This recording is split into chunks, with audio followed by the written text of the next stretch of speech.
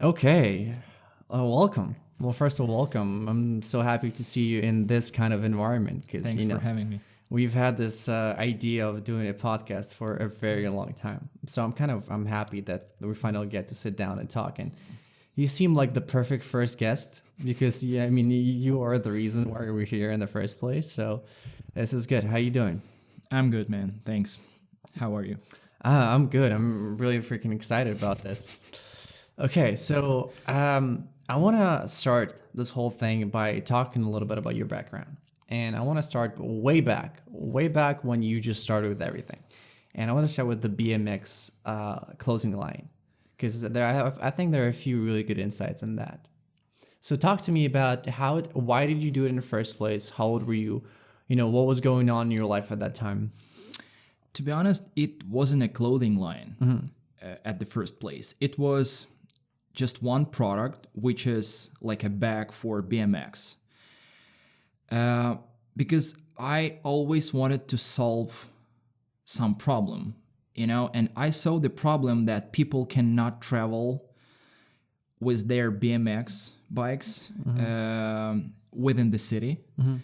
And we just made a bag for this. And a lot of people started buying this because they want to travel from like within the city, like I said. And that's how I solved small but really impactful problem for those people who ride bikes on a daily basis, So, and then I started making t-shirts, like jeans, because that was the brand already. And which was a mistake, to be honest, because like making t-shirts or sweatshirts or other stuff, it doesn't solve any problem.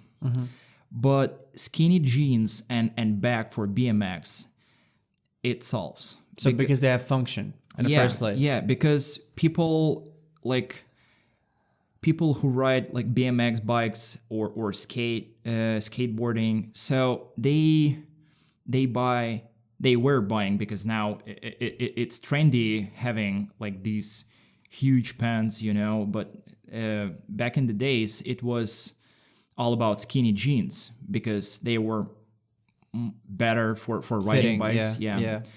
And there were no skinny jeans on the market. And if some, they were too expensive for those who ride BMX. Like they're like 13, 15 years old. So then this is, well, let's put the context. This 13, 15 years ago, right? So in Ukraine. I was 16, actually. 16. Yeah, I was 16 when I started a brand that calls Okrug.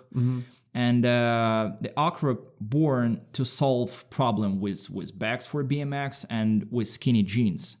So, and then we started making more clothing. Well, was it easy or was it hard to like find these people to sell it to? Or how was the process like? It's a good question. It was like a pull product. When people are asking about the product when it's not released, and we always had sold out products, and it was super easy to sell skinny jeans and BMX bags actually. And we faced a lot of problems with where to produce more and more, where to get more fabric, where to get more and higher quality jeans, because we always tried to improve the quality and reduce costs, of course, on a scale. But yeah, it was super easy to sell because I was BMX rider. So a lot of people knew who I am, and it's always easy if you are in the market. If you are the demographic, essentially. Yes, of course, because your first 100 customers, which is the most difficult part of the business, I think, is to find those first people who will try your product and give your feedback so you can so you can move forward, and that's the hardest part for any business, is to start and find the first 100 customers who will love your product. So the first, I remember, I think it was the Airbnb founder that he said that the first 100 loyal customers is better than the first 1,000 that are sort of okay, because the first 100 are going to be the people who are actually going to drive your product forward in terms of word of mouth. And yeah, so, and you mentioned pull, and let's just explain this concept of a pull and a push product. What is it? I'm not sure where I read it, to be honest, but like I see two types of products: pull products and push products. Push products are those products that you actually push to sell. You are asking people to buy more. You're giving them some giveaways. You're giving them some discounts. I do not believe in discounts, to be honest. Of course, I believe in discounts from business standpoint, but not from product market fit. I think you shouldn't give any discounts or giveaways before you achieved product market fit, because it can break your data. If people really love your product, or they have this fear of missing out, Or they were sold on it through marketing. Yeah. So discounts can be disrupting for analyzing the real product market fit. I'm not sure what I'm saying. It's just my thoughts. And so to tie it in, it just makes sense that if a product is solving a problem and has a function, you don't need to overinvest into marketing everything, because people are going to want it. People are going to want to use it right away, and they'll be the ones to spread the word about the product. So it makes sense. That's essentially why I wanted to talk to you about this BMX product in the first place. Yeah, but you have to know those first customers, and we can call it like distribution channels. And when you are in the market, when you are riding BMX, for example, you can quickly find a distribution channels, because all the stores selling BMX parts, you know the BMX riders, all the contests, all the competitions.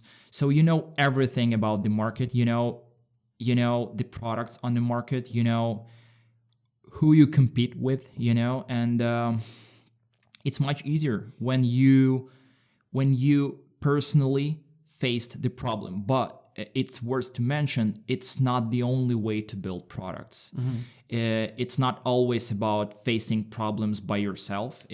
Sometimes you can find problem, for example, like waste management, right? Or moving to electric cars. I mean, that problem that already exists in the world, and there's a clear reasons why you should be solving that. Yeah. But when it's so obvious, and it's not solved, there are some problems, and some like obstacles, because those problems are huge, and they couldn't be solved in 1 day or 10 years. So you have to be patient, to solve them. So you have your brand, right? And then I want to talk about the transition between that and going into Ostriv, right? The very more traditional retail kind of store. And what was it like? What were the reasons why you closed the brand in the first place and moved on? So the day when I started actually feeling that my brand doesn't solve any problem, and the people who were consuming our products, they were like football hooligans, and that wasn't the reason why I started that brand. So I decided to close the brand because I didn't feel that I solved the problem. I were thinking that my time could be used in much more efficient way, So I decided to move forward, and I saw the opportunity for a company that they had a lot of great brands, but they didn't have any online presence, which was surprised for me. And this is, what year is this? This is I'm talking about Ostriv. Yeah, and this is what year? It's pretty interesting. I think it's 2014. Okay. Yeah, or 15. I'm not sure. So that's the time where e-commerce is slowly starting to shape in Ukraine and everywhere else in the world. We already have the likes of Amazon, and Shopify is already on the market, but it's it's not shaped as it is right now, and especially after COVID, right? Yeah, but still, it was too obvious that you should be online, and it wasn't obvious if people in Ukraine ready to spend thousands of dollars on jacket or shoes. It wasn't obvious. Now it is. Because the product was too expensive to spend money online, and so that was the obstacle. So give us some context. Yeah. What kind of products were Ostriv selling? Like heritage brands, to be short. It's a heritage brand with long history.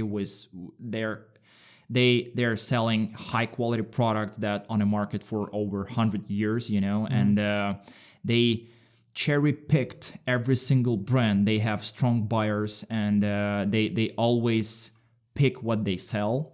They know what they sell. They study the history of each of the brand they are selling, which was super great for me because it was great journey to understand how clothing is made and what brands exist on a market and how quality they can be, And So we're not talking mass market. We're talking about making sure that this is the right thing, that we know the audience. And yeah, can you name some of these brands that you're talking about?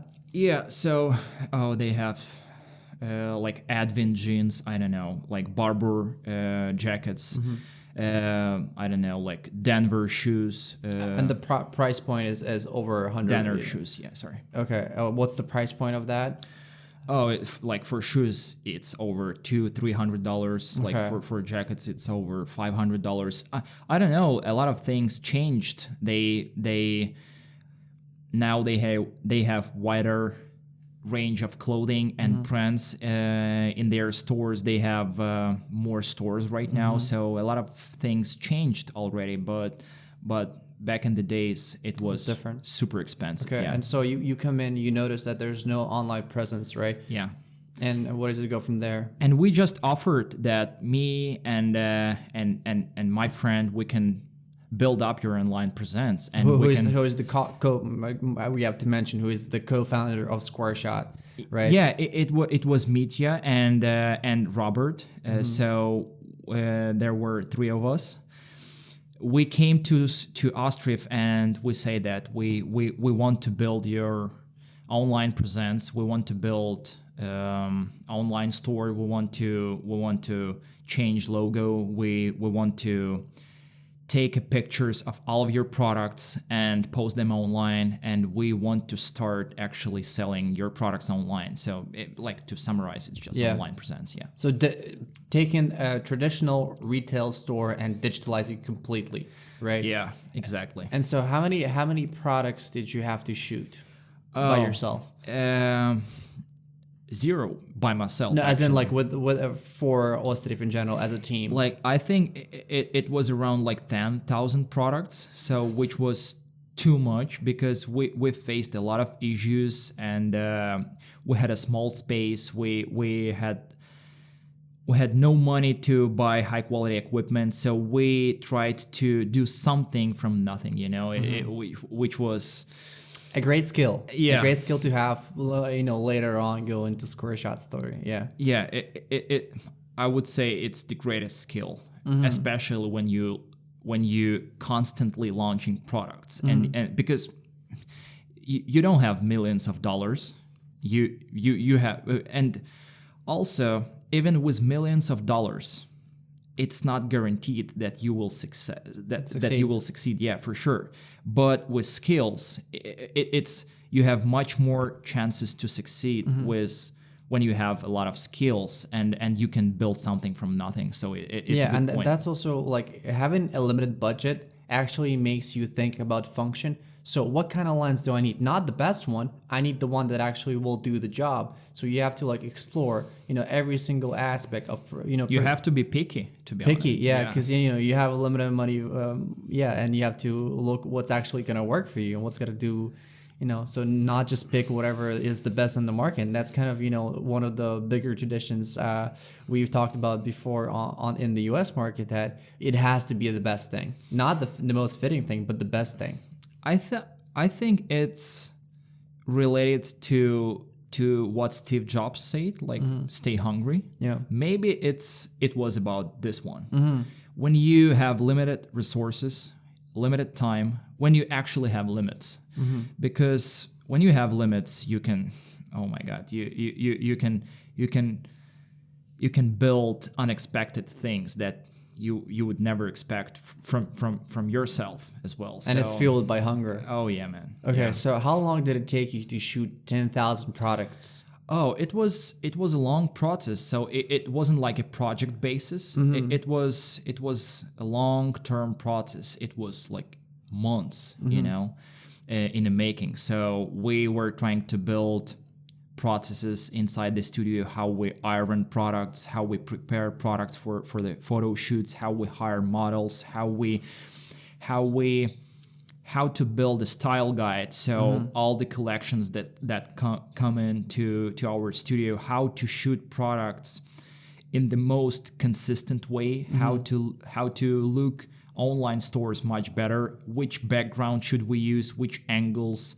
So a lot of things that we learned inside Ostriv. And then, but Mitya already came with experience in photography and retouching, because that's also a big part of it. Because shooting 10,000 products also means retouching 10,000 products, or possibly even more than that. Yeah, and Mitya was shooting and retouching by himself. Yeah. And so it was pretty hard. Yeah, I was assisting him. I was posting products online. I was making descriptions. So I was steaming products. I was controlling the whole process, hiring people. And it was which gave you a perfect foundation for later on for Squareshot. Yeah, but we didn't knew that we were getting those skills that we will use in the future. You know, you never know. So it was pretty cool. But we were thinking that we're wasting our time, and because the process is so difficult, and we were thinking how small business owners can achieve the same result with even no resources, with no studio, no equipment, and because of course we had resources from Ostriv, of course, and we didn't. It was hard to understand how small business owners can compete with those brands online, having the same image quality, having the same production scale. It's just impossible. And to be honest, for small business owners, it's unnecessary because you have 3-4 collections per year. It's unnecessary to have your own studios. So like the idea was born too far from so that, and mind, this is about 3 or 4 years before even the idea of Squareshot came in. So okay, so you do this work for Okrug and then for Ostriv, and then you move into the story of Sadvent. Oh yeah, right, yeah. So how do we go from Ostriv to Sadvent, and what happens next? Oh, it's, to be honest, it was the hard transition because we were facing a lot of issues with management of Ostriv. We were different from different set of values in a way. Yeah, for sure. So we tried to push risky ideas that we were thinking they will plays out, but were you naive, or were they too? You have to be naive to build products, of course, yeah. Because if you're not naive, you won't start.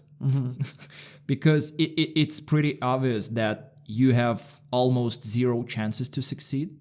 So you have to be naive. You have to risk. You have to, sometimes you have to stop thinking, and just actually, do it. of course, yeah. So That's why Nike has the greatest slogan of all time.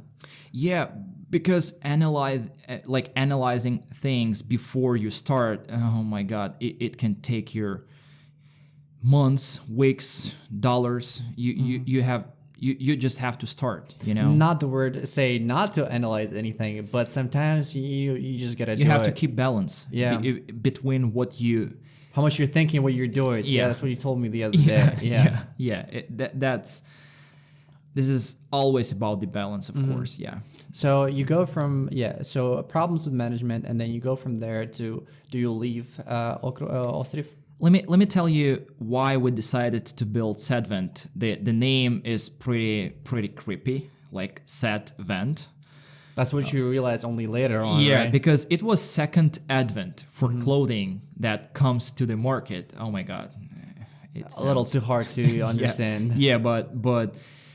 But actually, we decided to build Sadvent because in Ostriv we were selling too expensive clothing, but the consumers for those products, they were young people, and they were trying to buy used products from those brands. So we decided to solve this problem, but on the US market, because the Maidan started, all that thing, and we decided to move to the United States, where the market was so big for consignment as well. Yeah, of course. And we moved to the US, and we started making Sadvent. So we actually, like, let me tell you what Sadvent is. Like, Sadvent is like a trade-in service for men. So you can actually take a picture of your product and send it to us. We will make you an offer, and you will ship your products to us, and then we will clean it, taking some pictures, essentially, make descriptions and post it online. So we were building a marketplace for consignment clothing for men, actually. And we were doing a lot of manual processes. And to be honest, we faced a chicken and egg problem, because the hardest part of building marketplaces is to attract buy and sell side simultaneously. And we faced a chicken and egg problem, and we were not able to solve it because of lack of experience. And so we decided to focus on what we do best. And before you get to that, there's a story that you told me a few months ago, which I really like. And it kind of aligns with my idea of, we just did an article on image quality, right? There's a story that people wouldn't believe you that the products you were showing them on the photos were actually real. The photos were so good and so well retouched that people assumed, the potential buyers assumed, that they came from the actual brands, and then from their lookbooks, and from their websites, right? So would you say that the photos were too good for the product, that they were for? Yeah, of course. And there are, I saw a few weeks ago, I found even studies on this topic, that having high quality images on marketplaces will bring your trust actually down, not up, because people are expecting images on your bed, on a floor, in some context. And when because they think, if it's a used product, why you invest in good high quality images? So we've faced really unexpected problem, which was trust from our customers. They were thinking that we stole those images from brands' websites, which was too surprising for me, to be honest. And so we didn't have so much growth in Sadvent, so we decided to pivot, actually, because we made a research and we found that the market price per one product image is $40. But at Sadvent, we were making 5 images per product, which is like $200 worth of images.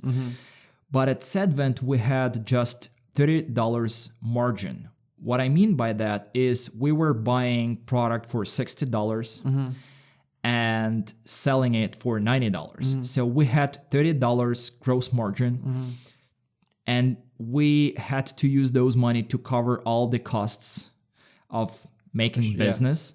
And also we had those money to attract two types of customers, not one, because we were building a marketplace, which was impossible based on experience that we had. $30 to cover all the business costs and attract two types of clients. That was the challenge that we couldn't didn't have go the through, experience or the skills at the time to solve. So we decided to see what we do the best, and of course it was product images, because we had experience from Ostriv and other online stores.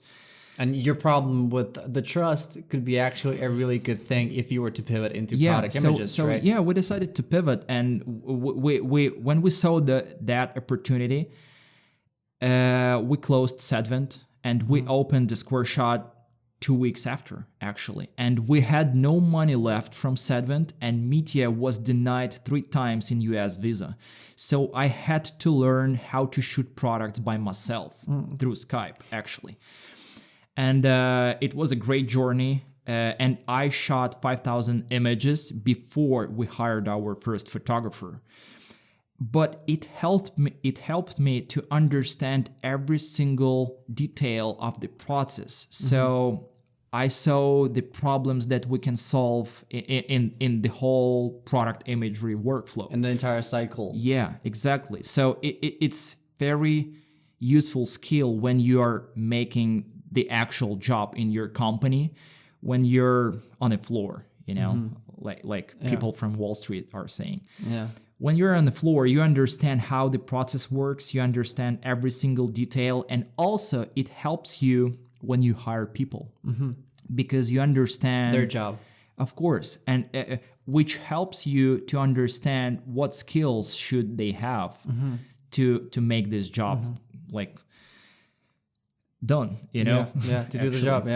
So that was a great journey. And I want to talk about one more thing from that journey, which is when you started your pivot, right? I remember the story where you went to the convention that was essentially a place of a gathering with people selling their products, right? And you offered to sell the products, right? That was like essentially to photograph the products, and that was one of your first clients. Yeah, it's a good thing to mention. So it was the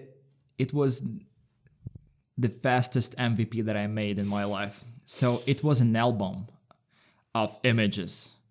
I memorized that. I took an iPhone from my wife because she had an iPhone with a bigger screen.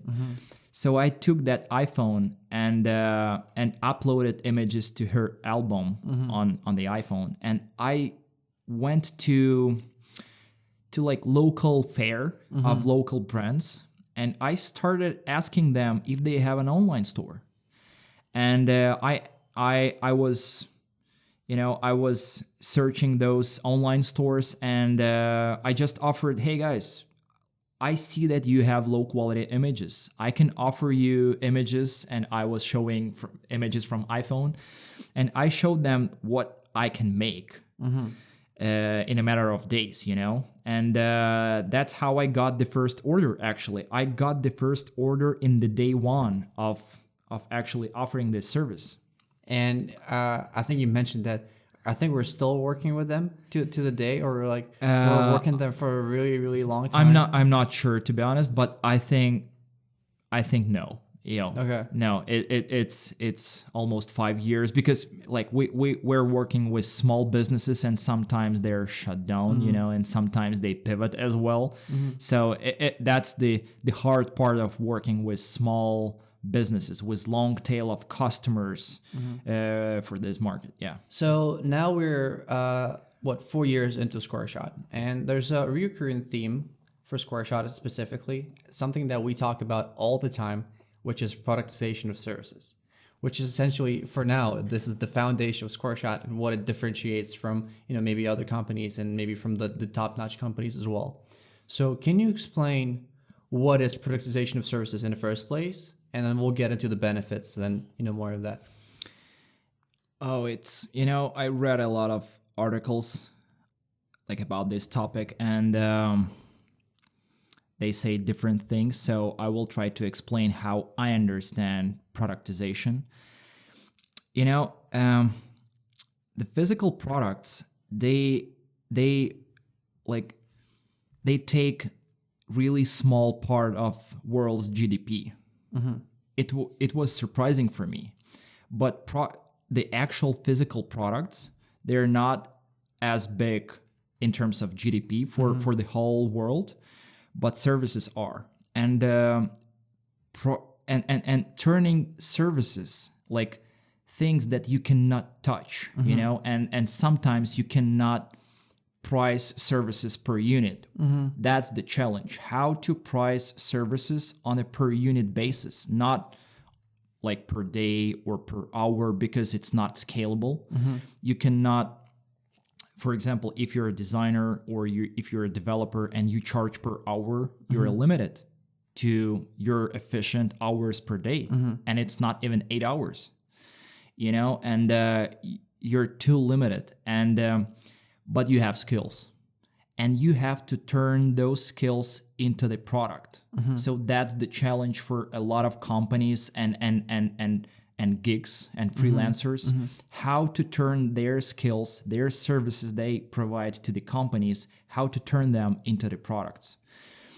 It's a big challenge because you have to understand, because services, they don't have cost of goods sold, which in financial statements, for physical products, it's pretty transparent, right? You have materials, you have shipping, you have packaging, but for services, you don't have those things. And this is about how to understand your cost of goods, and how to calculate this. And actually, it's you have to build scalable process and repeatable process to productize services. Because if you cannot repeat your process constantly on a daily basis, you won't scale. It means you didn't turn your service into the product. If you build repeatable process, you can evaluate how much money, time, and efforts you spend. And that's how you move to cost of goods sold. Once you have that number, then you can price your services as products on per unit basis. And for customers, that's a great benefit, because now it becomes predictable, right? The good part about having a product, essentially, you can see that this costs this much, therefore I can put it in my budget and then we can make this work, right? When we're talking about, I just want to give the context about the essentially landscape early on, that all the photography studios were charging based on the hour or based on the day. And for smaller businesses, right, we're talking smaller to medium businesses, it was incredibly hard to understand how they're going to go into their essentially cycle, and how much money they should plan for each of their brands and shoots. It was even more complex. It's not only about how much they charge per hour or per day. It's also an issue. What services do you need? Do you need a stylist? Do you need a photographer? Do you need like hairstylist? Do you need equipment, or photographers have equipment? So it's not transparent at all, even if you have daily numbers, right? For example, a studio charges me like on a daily basis, and for example, it's like $5,000. But it's still not clear for me how much products I can shoot in one day. It's still not clear for me if I need some props, some additional equipment, and what happens if I have 2 or 3 products left at the end of the day. Should I pay them over time, which is 1.5x or 2x? It's not transparent. I cannot predict my budget, but at the end of the day, I am a consumer brand. I have a cost of goods sold, right? I have materials, like I said, like I have packaging, I have shipping, and all of those costs, they stick to the product. So if I ship 10 products, I pay 10 times for shipping, for packaging, for materials and other stuff. But content for my product is one of the stages, like shipping or materials. It's one of those rows in my financial statement. It should be in cost of goods sold, you know?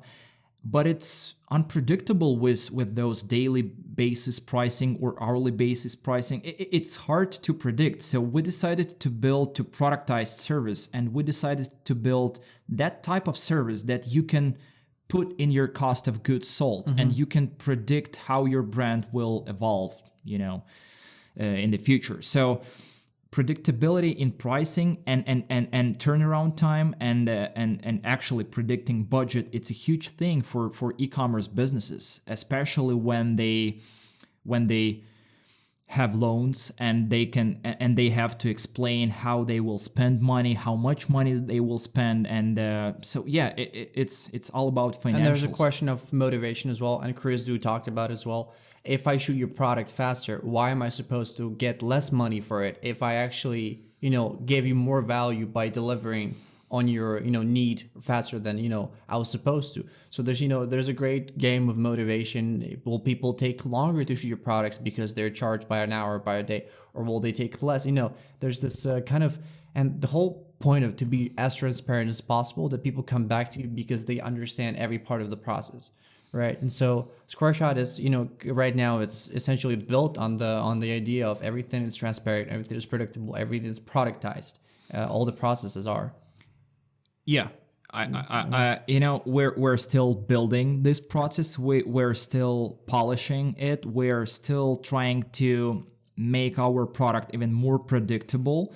And the number of requests we're getting in our customer support reflects how transparent our product is, you know, and the less requests we will get, the more, I think, the more transparent product we have, because potential customers on our website, they should quickly understand what this service is about, how much does it cost, and how much time it takes to get their product images on a website. And and Squareshot is thinking about all the stages, not only about actual images like a lot of top-notch studios are thinking about. For example, just ship your stuff to us and we will do the rest. No, we have to think about whole process. We have to think how to help our customers get their products from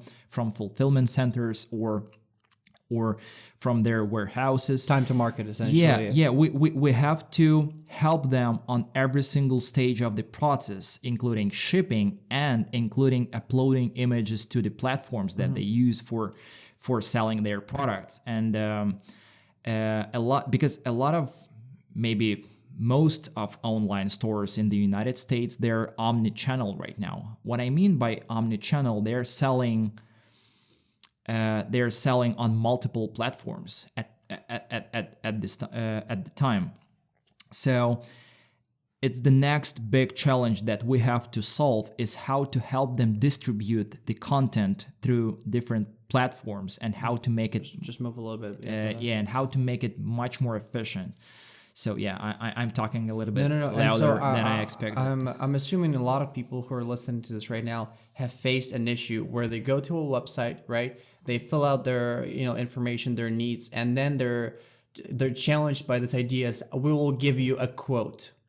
So you're never like straight. So these websites and these services are never straightforward about, you know, how much this is going to cost. And the person who came here right now to get information, even when they're comparing competitors, right? If they're taking five different people, and they're comparing them right now, and so only two of them give them the price, they're more likely to actually work with them than to wait for the other three, because they already have the information on it, so they can actually start working and building their budget and, you know, planning their spendings. And so this is something that I think we try to solve with, you know, the predictability and, you know, productization as well. Exactly. Just imagine if you go online and shop physical products and you have to get a quote.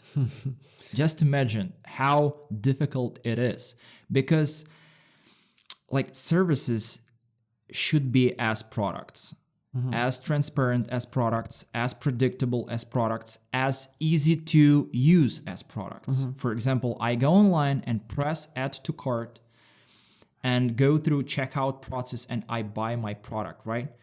The process for services should be like this. It's pretty hard to solve, especially when you deal with content, especially when you deal with social content, more creative content, which is not as predictable as product photography, which is just a part of the whole process of posting your product online. Catalog, right? Catalog photos, mostly on white or any other background, but mostly just straightforward, flat lay, ghost mannequin, any of that. Essentially, that's what we're talking about. And we should split those types of product images. So the first type of product images is not as funny. Not as fun to, it's not as lively. It's technical. It solves a problem, right? It reflects the actual product, and so it gives you the information about the most important attributes of a clothes and accessory. You have like 5-7 like X stages from actually draw your product, right, on a paper, and then deliver the product to the customers. And product images, like catalog images, like on white or on a gray background, it's just one of the stages that you have to check and to actually deliver products to the customers. But social content, creative content, we're still thinking how to scale this in terms of productization, because there's a gray area. Hard. Because there are props involved, there is subjectivity involved. What I mean by that is there are a million ways how to shoot t-shirt, and some people have different vision what is good and what is not good, and so that's the hard problem to solve, is meet clients' expectations on subjective things. And we wrote an article about image quality, right? And we're talking catalog photos. There's a specific criteria that you can follow. Essentially, does it reflect the main attributes, the material and everything?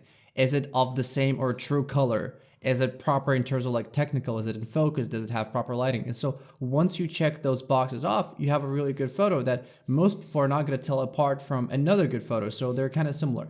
But once you get into the territory of like hero shots, and we call them hero shots, the almost advertising kind, right? It's mostly based on people's taste.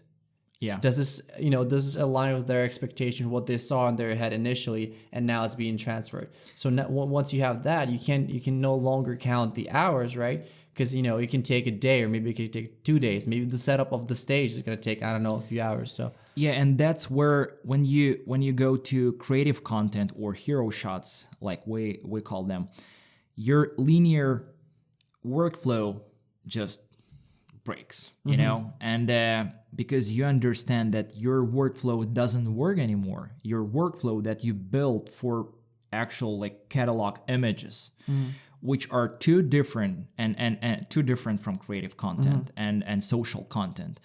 And so there are two different beasts, and we have to understand how to actually scale creative content, which a few companies on a market are trying to solve right now, how to actually scale creativity, if it's even possible. Is it possible to productize creativity? Like, I don't have an answer, to be honest. And that's a really cool way right now to tie it into like the landscape of product photography studios. So we're gonna get we'll start with the freelancers, right? We have the freelancers who are essentially, it's a great way to get content if you're just starting, right? If you're just starting and you're not even sure if you're gonna have it's a mono-product brand, or you're just trying out, you're getting your market product fit. Essentially, it's not a bad way to start. And once you sort of surpass that stage, you move into the next kind of a commodity kind of, which is like studios that have, not really, don't really have a brand. They're good photographers. Yeah, mostly these people are just photographers essentially who will do the job. And, it's kind of this. And once you surpass that, you come to a place which is similar to Squareshot or, FeedSauce or, sooner companies like this, where this is sort of a place where you can be for a long term. If you're a multimedia brand and you already know that this is part of your cycle, you're going to work with these brands. And so the brands that you're talking about, the companies that you're talking about trying to solve the problem of creativity, or those who are doing the creativity, at the peak, are the very big studios who don't want to productize their services, right? Who work with, brands like Nike and Puma and all of this, where it's all based on hours or days or even project based. So now it's a different even story, because these brands are specifically only doing creativity, right? And there's no way to put a tag on that in a way, additional value essentially. Even I also would suggest to e-commerce business owners to think, when you rely on product imagery studio, you have to think not only about their image quality at this point of time, but you have to think about consistency. What will happen if your business grows like 200-300% per year? Mm-hmm. Can you rely on this studio to scale? Yeah, to scale. And also how accessible this studio is actually. Because, for example, in the United States, most of these studios are, we can call it like boutique style studios. Mm-hmm. They're one of a kind. They're somewhere in the, not even in the city, and you have to call them, you have to get in touch with them, you have to get a quote. So it's not reliable and fast, straightforward. Fast way to launch your product and show your product to the world. So I think Suna is doing a great job of scaling creativity. Mm-hmm. I see a lot of obstacles that they will face or already facing. Yeah. So we'll see how things plays out. I don't know, but we're trying to solve the problem of catalog images first. Mm-hmm. We want to make it as simple as like commodity. Mm-hmm. You shouldn't think about product images. It should be as your easy as headache, getting your groceries. Yeah, it should be super easy. For example, because a lot of e-commerce problems already solved, which mm-hmm. is fulfillment, shipping. They're automated. And also Shopify gives you a lot of features. It's a great platform to launch your e-commerce store. It automates all the payments, everything actually. Mm-hmm. But it doesn't automate your content. So how can you actually and where to get images for your products that are already in your warehouse, that are already in your system, in your inventory management system? How to get images for those products? How to actually, so it still should be solved. How to make product photography a part of a cycle. Yes, exactly. And I want to mention, like, one of the biggest realizations that came to me when I started to think about e-commerce. E-commerce doesn't exist without photos. I feel like every time you're trying to explain the reasons for, like, if product photography needs to exist, and yes, it does. That's the only statement that you'll ever have to say. There's no e-commerce without photos. That's as simple as it is, and kind of explains the need for it as well. Of course, because you don't have ability to showcase, to feel and to touch the products, mm-hmm. and you have to. So you have to deliver really clear images of your product showing everything that your product is about. Mm-hmm.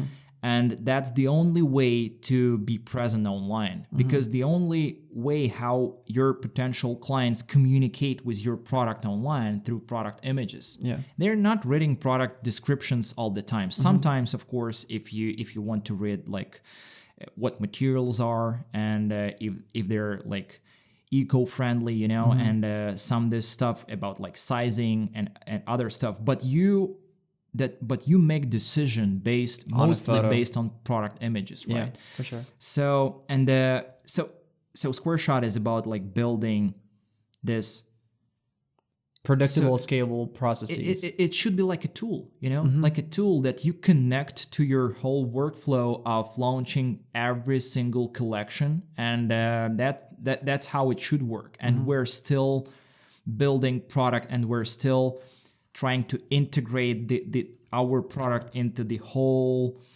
ecosystem of services that e-commerce brands already use, like Shopify, like ShipBob or Amazon shipping, So the product photography should be a part of the process. And this is why it should be productized, because you have to understand how much money should you pay to close the cycle, to deliver new collection to the market. So if you have 50 products and you always do 2 images per product, it's pretty clear that you need 100 product images. Which is going to cost you times some 50 or whatever the price is. And so this is a great way to transition to, so what's ahead for Squareshot? I know that for those who don't know, we're currently working on a small rebranding, which is going to come, weeks after the podcast, this one's released, and there's an entire site coming as well. So there's ideas that we have that we wanted to implement for a very long time, which is finally going to come into the new website. So, what is new? What is new for Squareshot for the next 5 months this year? Oh yeah, it's a good question. So, to be honest, like I don't know, but I will try to predict some things. The challenge for us right now is to build consistent brand, because we're opening more studios and we have to be consistent from studio to studio. So people, when they face on every single stage, when they communicate with our brand, they have to feel that this is a Squareshot, And we don't have this feeling right now. We don't have this consistency in our branding, in our ad campaigns, in our website, in our emails, like everything. So we have to make consistent brand. We have to communicate our vision, our positioning, our set of values to the customers, because it's all about brands. People trust brands. People pay for brands. People want to be related to some brands, where they like understand their set of values, where they understand their positioning, why they exist actually, and what they're trying to bring to the market. So that's the challenge for us right now, is to build a brand. So we're right now in the next 5 months, we will be making a lot of long-term decisions like that will bring us any results in the long term, which is from some simple stuff like buy a better domain name, like not CO but com, to like a podcast. And this is, podcasting is a great way to create more value, in terms of like, we've been working within this industry for a long time, and there's so many things, and we get to talk to so many brands. Like so over the course of the Squareshot's history, we work with like 1,000 brands, and everyone has their own way, everyone has their own story, and it's everyone kind of has their own insights. And so I think this is a cool way to bring on guests, experts, maybe people who already created brands, smaller businesses, bigger business, to tell their stories and create value and create ideas, essentially. Yeah, we have to build this platform, which is podcast right now. We have to build this place where people can share their thoughts on where the content for e-commerce is moving, and what's the future of content, how content will be made in the future, how much money, how much time, and how companies should invest in a content, how important it is, and how content impacts your brand, your consumer brand, how people interact with your content. So there are a lot of topics to discuss, and we have to build this platform for people, for like creative directors, for marketing managers, to share their ideas how to actually work with content and how impactful it is, because people underestimate the complexity of delivering high quality content to the market. And I hope this podcast will show how, like, the blind side, essentially. Yeah, exactly. And one thing is worth to mention is that I forgot. That happens. Regardless, this is the very first episode. There's so many more to come within this season. We have really cool guests coming in. So I'm very glad to have you here. I'm very glad that we had the opportunity to debut this with you. And so stay tuned. Thank you. Thanks so much for coming. Thanks for having me. Bye-bye.